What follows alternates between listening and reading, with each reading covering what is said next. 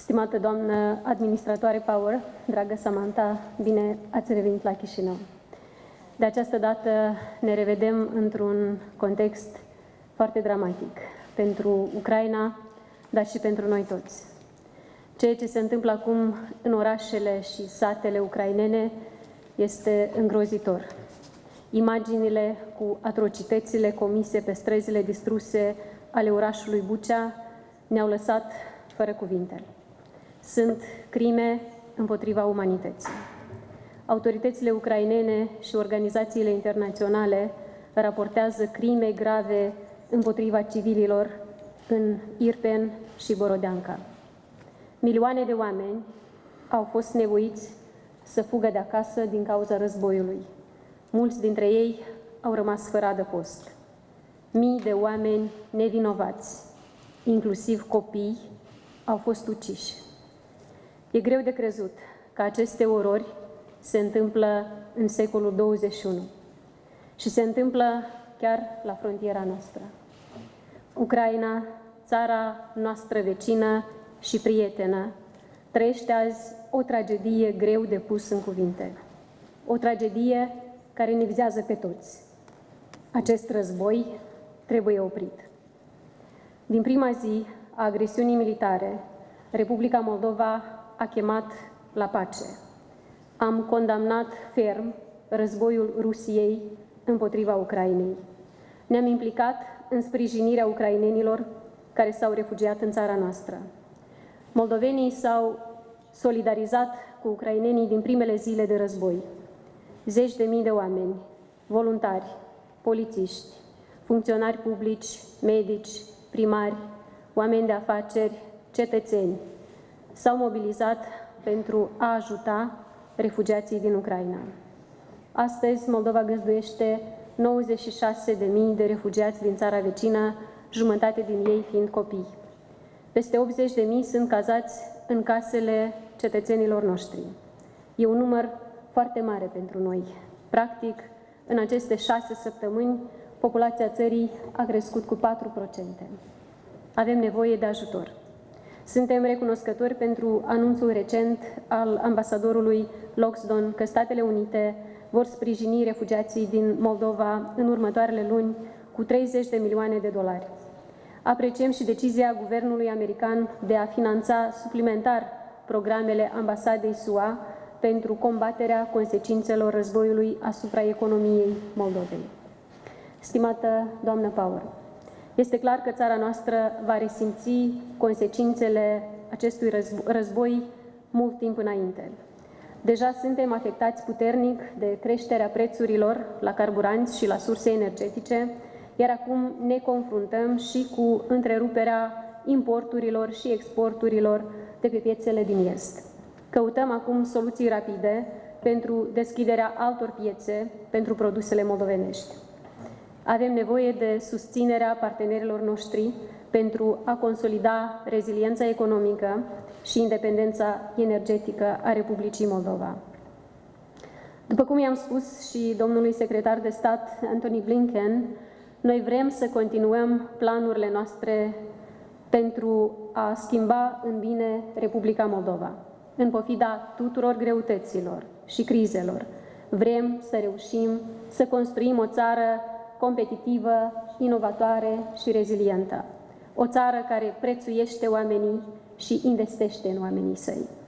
În acest context, suntem recunoscători pentru susținerea consecventă a Statelor Unite pentru procesul de transformare democratică a Republicii Moldova, pentru sprijinul în domeniul economic, inclusiv prin programele USAID, Agenția pentru Dezvoltare Internațională a SUA.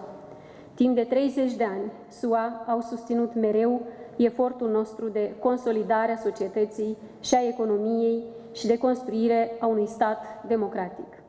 Apreciem sprijinul Statelor Unite pentru suveranitatea și integritatea teritorială a Moldovei și pentru parcursul nostru european.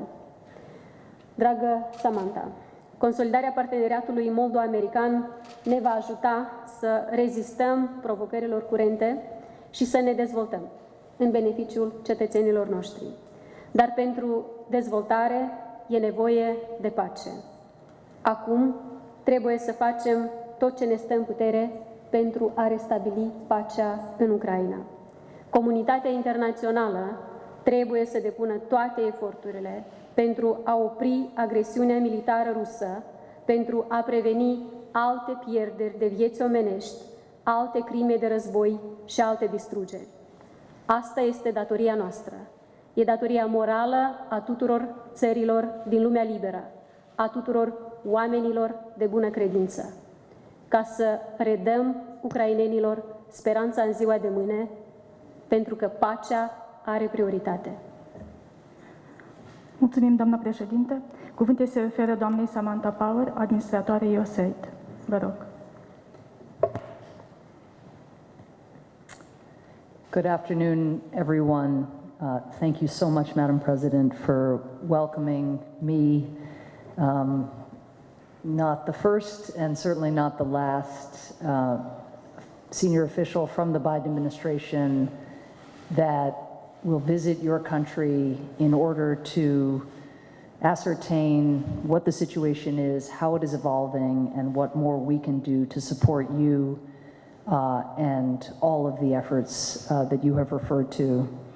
6 months ago, I was right here in Chisinau on my first trip to Eastern Europe as administrator. I came to the Republic of Moldova then because the United States shares with the people of this country an abiding belief in freedom, in fighting corruption, in democracy. When the Moldovan people brought President Sandu into office with a strong, overwhelming mandate for building a more democratic and prosperous country, it was a demonstration of the Moldovan people's commitment to that shared belief.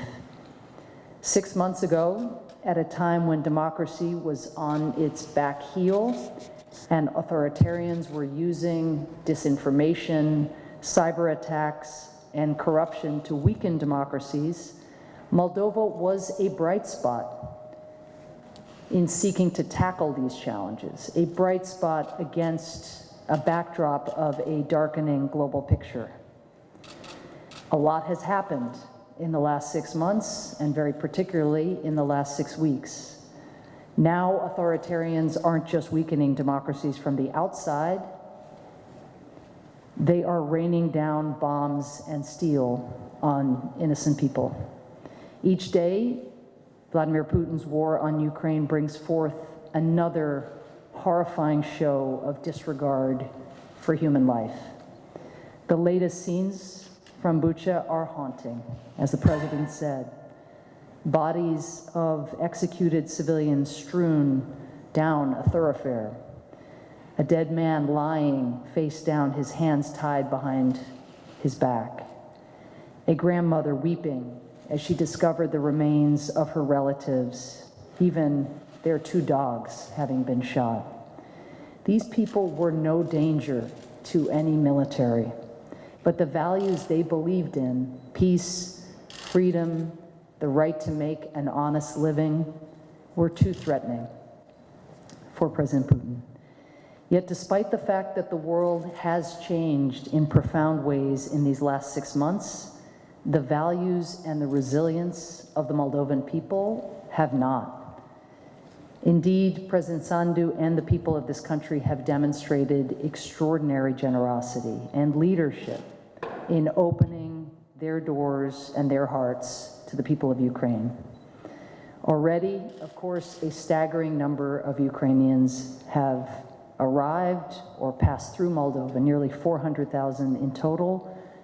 As the president indicated, one of the highest numbers of refugees per capita in the entire world. Ordinary Moldovans are opening up their homes to the 96,000 people still here. Small businesses are taking in new hires, and volunteers are organizing donations for Ukrainians in need, all of them showing the world the big heart of this country. I met earlier today with a group of human rights lawyers who have stepped up. For example, producing these leaflets informing refugees who come into this country from Ukraine of their rights, of whom they should call if they have witnessed war crimes or survived some of the horrific violence targeted against civilians. These are Moldovan lawyers stepping up to be part of the global effort at supporting the Ukrainian campaign to ensure accountability for war crimes. Earlier this week, U.S. Ambassador to the United Nations, Linda Thomas-Greenfield, announced that the United States will provide an additional $50 million to help the government of Moldova and its people cope with the effects of Russia's brutal war. That is in addition to the $30 million we provided for humanitarian efforts here. We know Putin's war has not only devastated Ukraine, but struck at Moldova too, profoundly impacting people's lives and their livelihoods, as long-standing trade corridors have been forced shut and exports to Russia have dried up.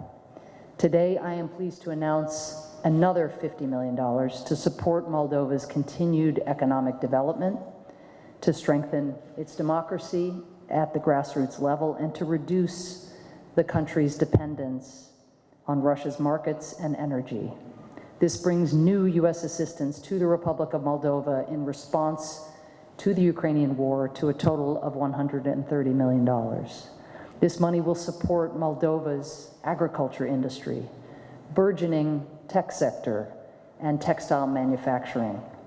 It will continue Moldova's critical work to counter corruption, including by funding independent media to counter the surge, the flood of disinformation and propaganda. And it will expand the installation of renewable energy power production and help further integrate Moldova's energy infrastructure with Europe. This year marks 30 years of the diplomatic relationship between our two countries. And now, with an existential fight between democracy and autocracy at your doorstep, I believe our relationship is stronger than it has ever been. The United States will continue to stand by the people of this great country to meet the immediate needs that stem from this horrific man-made crisis. At the same time, though, we will also remain focused on the long-term success of this country, a Republic of Moldova that is even more free, more prosperous, and more integrated with the West than it is today. I thank you.